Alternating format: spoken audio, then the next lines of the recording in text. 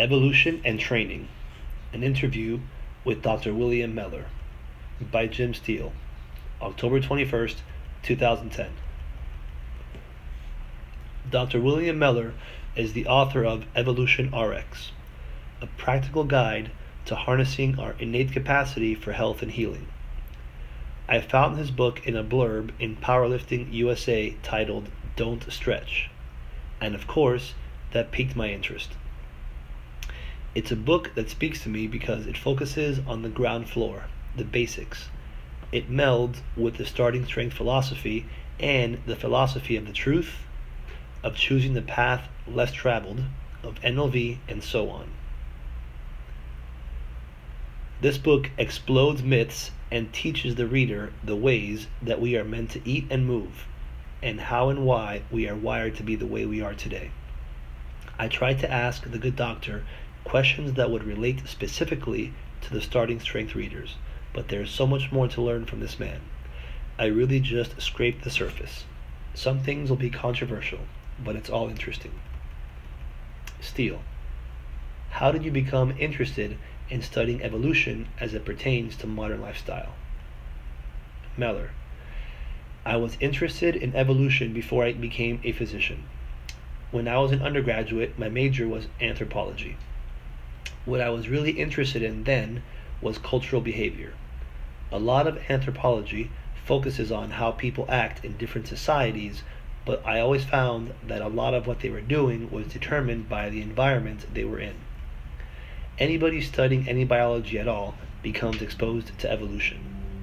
The whole point of evolution is that it's such a great theoretical framework because it explains so much when you start to look at things in terms of how did this help us survive, and how did this trait or how did this behavior help us survive or not? Because sometimes it's counterproductive for survival. But anthropology is a field in which it is difficult to do good field work. You become a theoretician, and you sit in a university and write papers.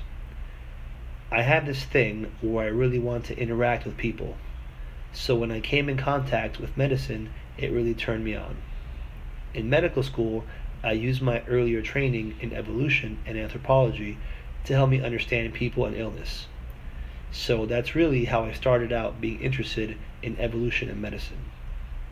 Then, in 1995, a book came out called Why We Get Sick by George Williams and Randolph Ness. Williams is a theoretical biologist who originated these ideas, and Nessie is a psychiatrist. It's a very good book, way more sophisticated than mine, but it's not geared to most readers and doesn't focus on practical advice. Steele, in my experience, there are some doctors, when they see patients, they look at it purely in terms of what kind of drug do I need to take. In my experience, there are some doctors, when they see patients, they look at it purely in terms of what kind of drug do I need to take to make it. In my experience, there are some doctors, when they see patients, they look at it purely in terms of what kind of drug do I need to take to make it better. This, while you're thinking, well, maybe there's an evolutionary reason why this is happening, rather than let's give you a drug and get the problem to go away. I remember in the book you were talking about cat allergies, and you say that if you have a cat and then get rid of that cat, the allergies go away. But of course, they don't always want to give up Fluffy. Meller, I didn't start using evolutionary medicine right away. I did about 10 years of practice without trying to incorporate evolution in my practice at all. I was just learning how to be a good doctor, doing diagnosis and using all the drugs I had been taught to use. It wasn't until about 10 years after I started practicing that I read the book Why We Get Sick. Then I was asked to teach a class in evolutionary medicine at UC Santa Barbara. That's what really turned me on to the possibility that I could use this kind of reasoning in my practice and these kind of explanations with my patients. When I started to, my patients loved it. Steele: sure they did. I mean, it's just fascinating. Meller: it's fascinating, and it explains us to ourselves in terms we can understand. There's nothing mysterious about it. It's way more self-evident than a lot of other explanations. Steele: so I'm just sort of relating this more to Starting Strength, the website, and the population that are going to read this article. I know when we talked before, you said that a heavy deadlift isn't the most natural thing, picking up something heavy from the ground. But you said that squatting was very natural for us. Meller: well, look at the size of various muscles in our bodies. And what's the biggest muscle? Your quads, your anterior thigh, right? There's a reason for that. It has to do with standing up and jumping, lifting and climbing up, rather than bending over from the waist. Before we were upright, two-legged walking primates, we were four-limbed primates, and we did a lot of climbing. We probably didn't stand up at first to walk on the ground. We really stood up so we could reach a higher branch and keep climbing and pulling ourselves up to the next branch using our biceps and upper body strength. In climbing trees, there's a lot of squatting and pushing up, just using your legs, using your arms for balance and gripping and pulling. By doing that, we developed a more upright posture so that when we did get down to the ground, we were able to walk and then even run, which turned out to be a huge advantage. Steele: what do you think about how we are as Americans, how we barely ever squat down? How is it that by our 20s or 30s, to get into a squat, we moan and groan and it becomes an unnatural position for us? I know you worked in Thailand before, and the folks over there are in squatting position all the time. I've seen pictures of them eating like that and visiting with each other in a deep squat position. Meller: yeah, exactly. In much of the world, other than the West, squatting is the natural position of rest. It is in a chair. I think in our culture, we admire being tall, being higher up than somebody else. We have an innate respect for people who are taller and that kind of thing. People who are taller are measurably more successful on average. So being tall became a mark of stature. It actually has two meanings, both height and achievements. So we strive to be upright and got out of the habit of squatting. In Asian and African cultures, many people squat their whole lives. Many don't even own chairs. This is based on our natural design. It's very good for our lower back, and it's very good for our legs. The stronger your leg muscles are, the less likely you are to fall. Steele: Starting Strength readers sometimes squat with tremendous amounts of weights on their backs. Was there a reason for having a weight on your back and squatting down? Meller: yes. When our ancestors started to hunt larger animals, they needed to be able to carry them back to camp. There's some controversy over when this was, but probably close to 1.5 million years ago. We have found stone tools much older than that, but we have really sharp tools dating back to 1.5 million years. They were using spears and throwing sticks to hunt down large animals. Once they were able to kill larger animals, they needed to be able to carry them home, or at least carry home large pieces. That kind of lifting, where you're taking an enormous, literally dead weight and putting it on your shoulders and carrying it, well, that became vital. Strength, male strength, in bringing that thing home after hunting was a key to survival for the whole clan. Steele: what about pressing overhead? One of the lifts is an overhead press, a military press. It doesn't seem like there was that big a use for it back in the Stone Age. Meller: yes, I'm not sure why they needed big delts. I don't know why they would have needed them, except for reaching and carrying things overhead. Certainly now we build them up because of our concept of the ideal form, for what it does to our shape. We do know that a broad, generally triangular upper body, tapering down to a narrow waist, is an evolutionary desirable shape. Steele. What did the Stone Age man... What should I call him? We just say the Stone Age man because it's easy and everybody knows what we're talking about.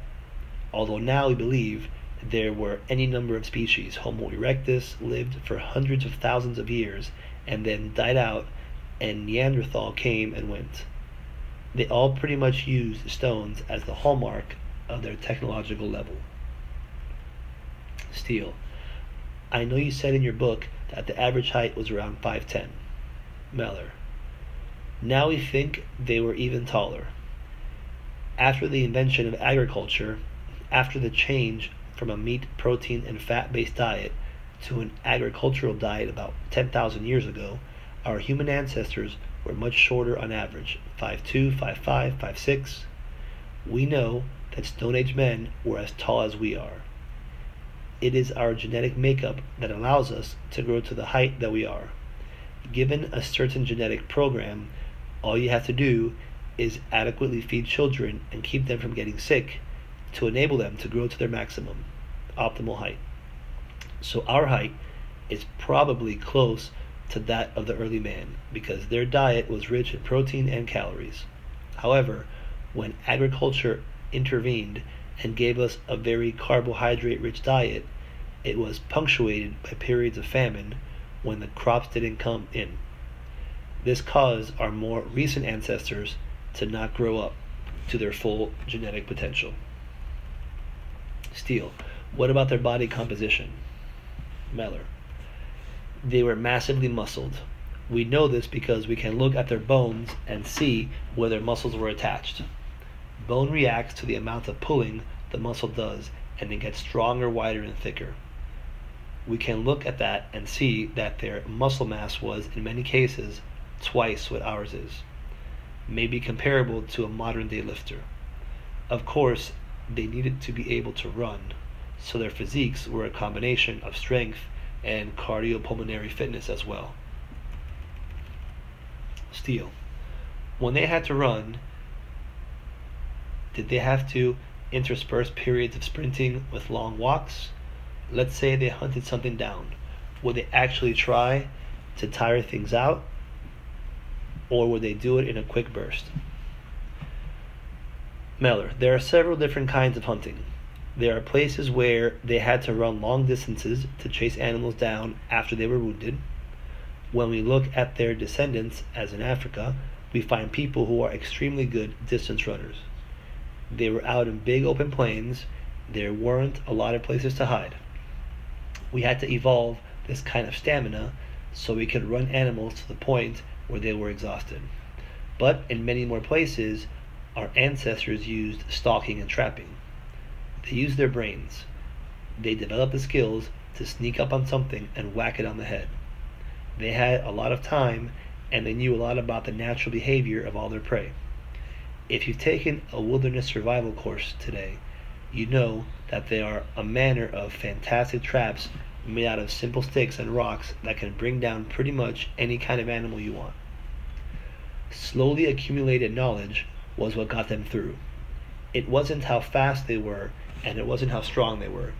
It was that increasing body of knowledge that our evolving brains allowed us to store and pass down from generation to generation. That's what really allowed us to become the dominant animal that we are. Steele. How active was a Stone Age man compared to today's man?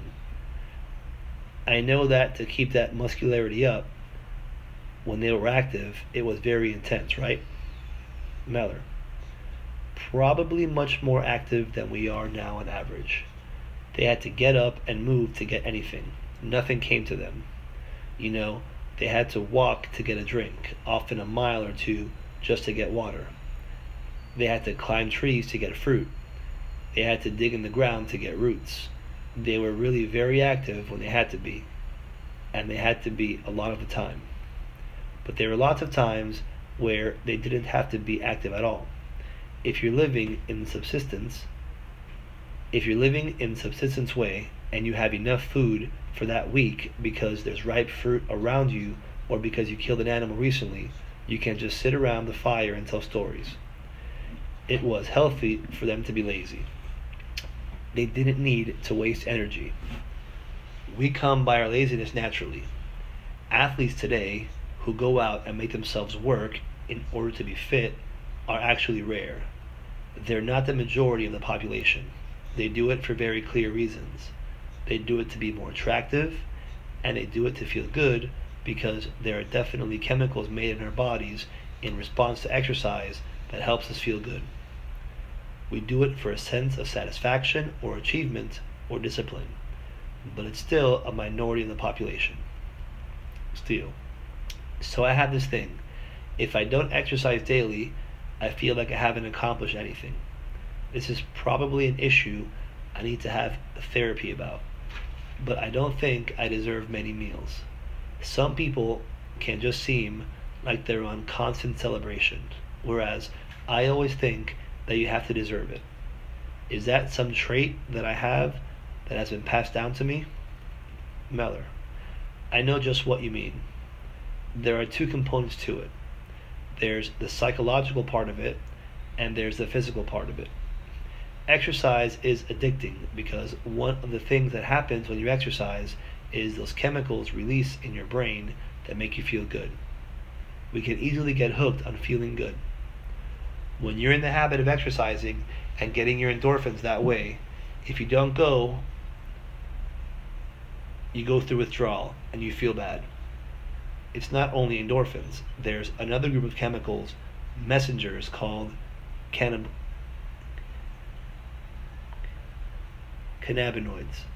like the chemicals in marijuana that get you high. We now think that exercise is not actually so much an endorphin high as it is a cannabinoid high.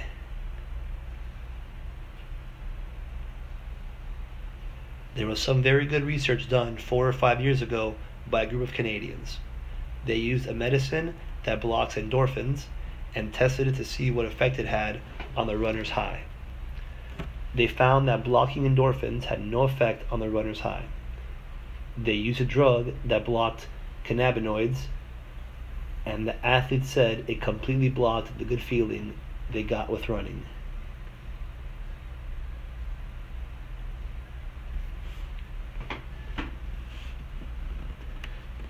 So there's a very strong belief right now that the high that you get from exercise is really cannabinoids. If you think about this, it makes sense. There are no heroin addicts shooting up and then going out and exercising. They just lay there and fall asleep. Whereas there are a lot of athletes who get stoned on pot and then go out and exercise because that kind of high is very similar and allows you to exercise. You said once that idea takes hold, it'll take hold everywhere. What's that phenomenon called again? Meller: memes. Richard Dawkins invented the idea of memes, ideas that can spread amongst people in much the same way as germs. What about meat and brain size? Did eating meat coincide with us being able to hunt better and go figure out things better and be smarter? Is that because we started eating more meat? Is that because we became better hunters and our intake of meat started to increase? Meller: that's a very difficult question. It's kind of a chicken and egg thing, but we don't know which came first, the diet or the bigger brain. My guess is that it was an evolutionary mutational accident, meaning there's nothing about evolution that's going to make people smarter or make any species of animal smarter. But genetic accidents happen all the time, and this is what natural selection acts on. Accidents, mutations that enable the organism to survive better get passed on to more progeny and spread through the population. That is evolution in a nutshell. If by a mutation one earlier man became cleverer, that gave him a huge advantage. So the gene that made them clever spread in the population. Clever in this example meant that they were better at getting more protein and fat in their diet, and thus better at surviving. Steele. As hard training athletes, how should our diets mimic the Stone Age diet? You know, what we are supposed to eat to look like those guys you just talked about. We've gone through everything with nutrition. In the 80s, it was the high carb, low fat. Of course, people got heavier and lazier. Then Atkins came along. Now, in bodybuilding and weightlifting circles, the paleo diet is very popular. You know, they allow fruit, but you stay away from the starches and don't worry about fat content as long as it's not a lot of saturated fat. And if you get it incidentally with ground beef, that's fine. Meller. The paleo diet is an attempt to mimic the diet of our ancestors. It isn't so much that it was the diet of our ancestors because most of the foods we eat today weren't around in the Stone Age except meat, but it's closer to the diet that we've evolved to eat. Our bodies have an enormous number of different hormones and chemicals, like enzymes that digest food, and signals to tell us that we're full, all of which are selected is a better way to put it, for the foods that were available at the time. The vast majority of the calories that were available for the past 1 to 1.5 million years came from animal protein and fat. Steele. I know that some bodybuilding and weightlifting diets definitely recommend dairy, especially for weight gain. And I know that there are some lactose intolerant people, and the Stone Age man had no access to yogurt or cow's milk and stuff like that. Meller. They had access to no milk after about the age of 4, and before that, it was, of course, only human milk. Over the course of human history, lactose intolerance has actually been the norm. Most people in the world are lactose intolerant. Africans and Asians had traditionally very little access to milk after infancy, so there is no reason for them to be able to digest lactose. All humans are lactose tolerant in infancy because that's the source of nutrition for the first months and years of our lives. If they were lactose intolerant, they would have withered and died. As we grow up, the enzyme that we use to digest lactose, called lactase, decreases in most people because it wasn't necessary in the Stone Age. But in some populations, like Finnish reindeer herders, it was an enormous advantage for them to maintain the lactase through adulthood. People who could did much better than those who couldn't, and those genes spread through the population extremely rapidly. We can see this in their genes very clearly. It went from a couple of percentage of people who were lactose tolerant to 99% of them in only a few countries. This scenario has been repeated in all milk drinking cultures across Europe. It's an example of very strong evolutionary selection for a beneficial trait. The modern epidemic of diagnosing lactose intolerance is mostly a silly fad among both doctors and patients. Steele. It's common in bodybuilding and weight training circles to eat small meals. So in a typical bodybuilding or weight training diet, they'll eat every 3 hours, 6 small meals a day. Does it make sense from a Stone Age perspective? Then there's another school of thought that says no, we weren't meant to do that. We were meant to hunt during the day and eat a big meal at night. Meller. The answer is you can do anything you want, anything you feel comfortable with. A calorie is a calorie. It doesn't matter when you eat it. It really doesn't matter. There are some things that you have to watch out for. Like if you have a significant carbohydrate load, you may get hypoglycemic if you exercise an hour and a half later. It's natural. You may not get hypoglycemic to the point where it becomes symptomatic and you feel it, but many athletes know they just can't eat carbs, then go out for a run. You're going to end up pretty spacey. Also, when you do eat, blood flow increases in your gut. Therefore, that blood is not available to your muscles. This happens so that we can digest the food in our stomach and carry the nutrients to the rest of our bodies. This makes you feel weak, and it makes you tire more easily. Eating frequently during exercise doesn't work. Also, don't stuff yourself before practice or you're going to be slow. Steele. What about post-workout recovery? Are shakes beneficial? Does it matter if it's liquid or an actual meal? Meller. Everything we eat becomes a liquid by the time we swallow it. This is what chewing is all about, if it's done right. So there's no difference between meals and shakes unless you are so tired you can't even chew. The idea that people should consume a post-workout shake with 3-to-1 carb to protein is a total myth. The body doesn't require this after exercising. All our bodies need is an adequate amount of the proper nutrients. There is no magic ratio. Steele. What about eating organic? Meller. Despite 50 years of research, we are still unable to detect any health benefits of eating organically grown food. Most of it is just marketing, myth, and money making.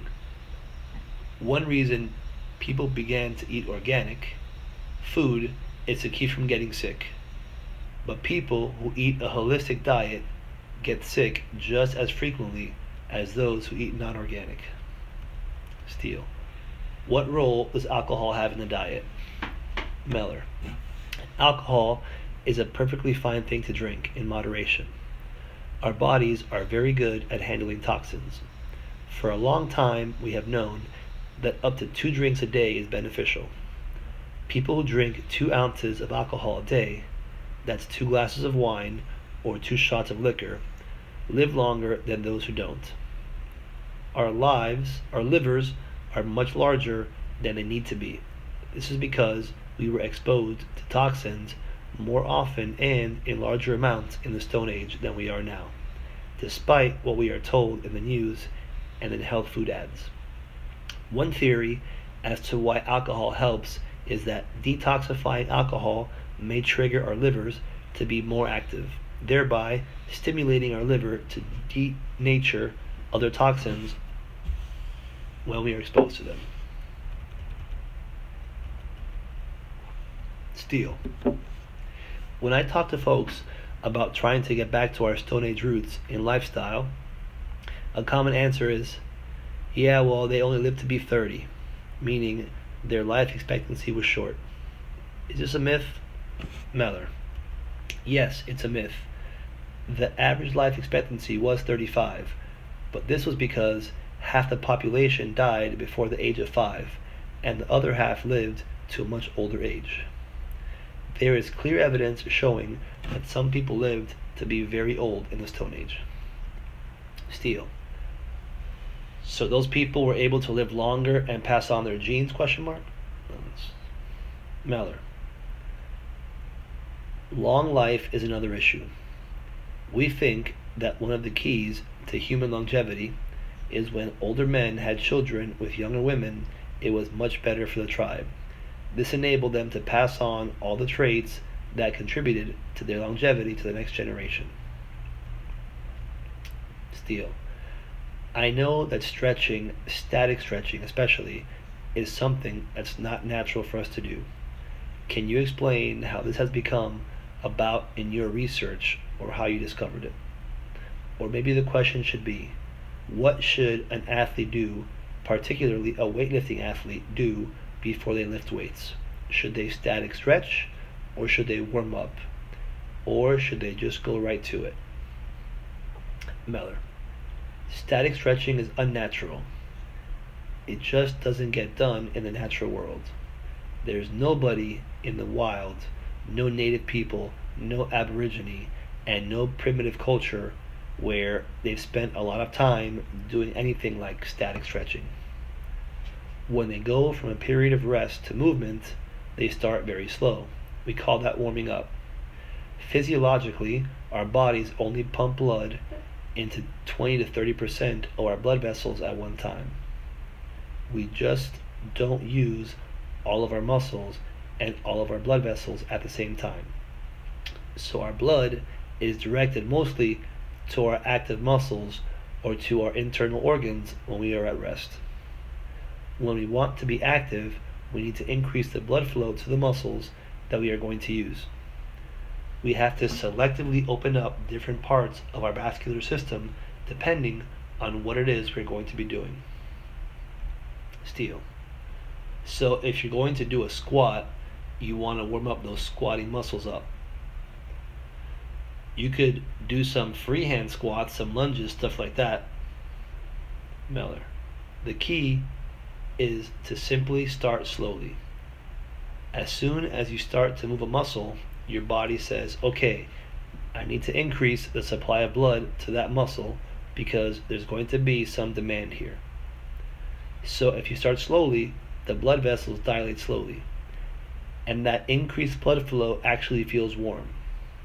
That's why we call it warming up. And when you do that, it makes the muscles more flexible and also increases their ability to contract. If you stretch a cold muscle, you're much more likely to tear it. This has been shown clearly now by research. Athletes who do static stretching before exercise have a higher risk of injury, and it reduces power as well. Steal. So is there any need for static stretching? You only need to be as flexible as a sport. If it's a sport like hurdles, I could see. Meller. Well, even in hurdles, if you want to increase your flexibility and range of motion, what you should do is stretch after you're warm, not when you're cold. Because if you stretch when you're cold, it's like, think of a piece of taffy. When it is stretched, it breaks when it is cold. Think of a piece of taffy. When it is stretched, it breaks when it's cold, and it stretches when it's warm. Our bodies are the same way. If we stretch very gently, generally using nothing more than gravity, through time our ligaments and tendons will get as long as we want them to be. We can be contortionists if we want to. We have that amount of flexibility built in. But contortionists don't get that way by pulling hard against a tendon. That's not going to make it longer. It's going to do damage. Steal. And there's no need for it unless you're a contortionist. Meller. No.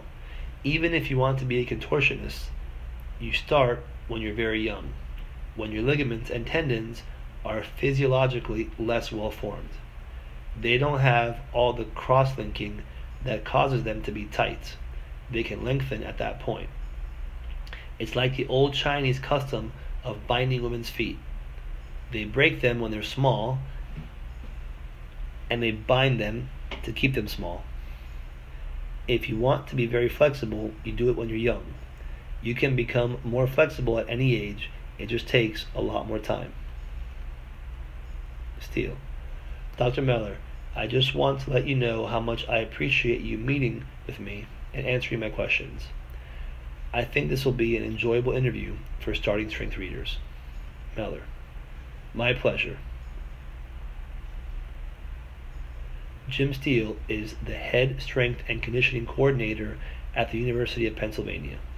He has worked as a strength coach at all levels of education, from high school to D1. He is a competitive powerlifter, the current New Jersey state record holder in the squat, 820 pounds. Jim was an All-American defensive lineman in college, and he brings a personal appreciation of the practical applications of strength to his weight room.